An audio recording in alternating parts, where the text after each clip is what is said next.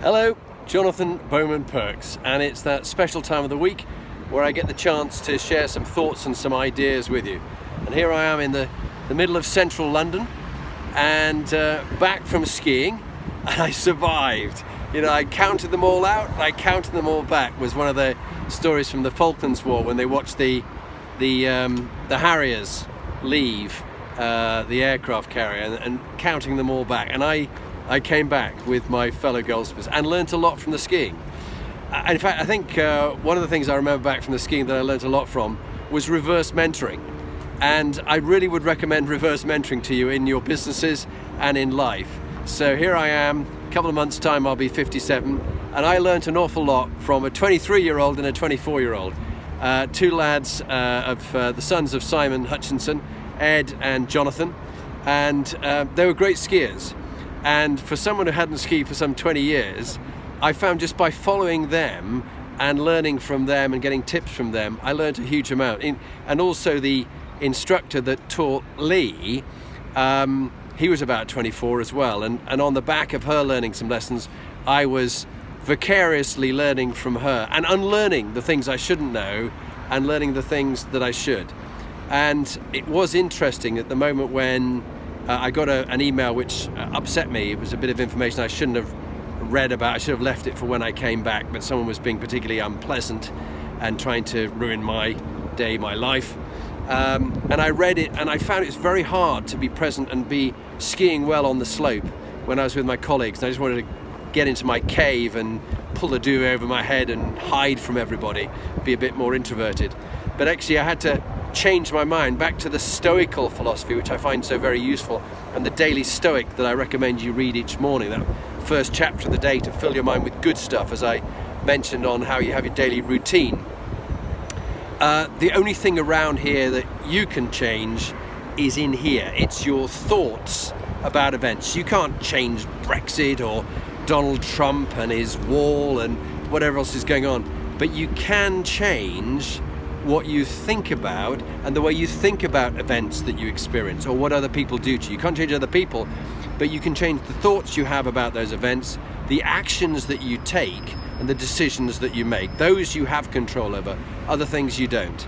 And that's very much the Stoical philosophy. Let go of the things you can't do anything about. You know, God grant me the serenity to accept the things I cannot change, the courage to change the things I can, and the wisdom to know the difference. It is so important to you, it's so important to me. And then I was just having a fascinating conversation with a marvelous guy called Perry, and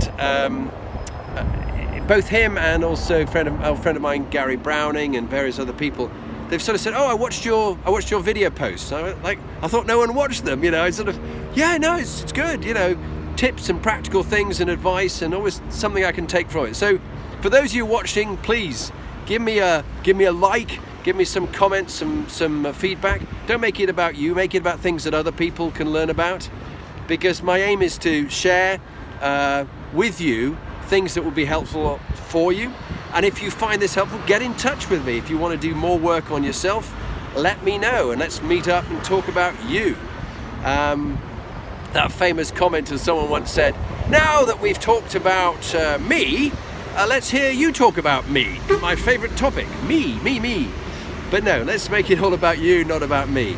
But I in the conversation with Perry, it's very interesting, this thing about how sometimes people get reality distortion feels, particularly senior leaders that I've known. You know, the famous one, of course, was Steve Jobs, who is idolized and almost deified by so many people. And I do admire him so very much. But when reading his book, it was quite clear that he didn't believe in the reality people were giving him. He would create an alternative reality.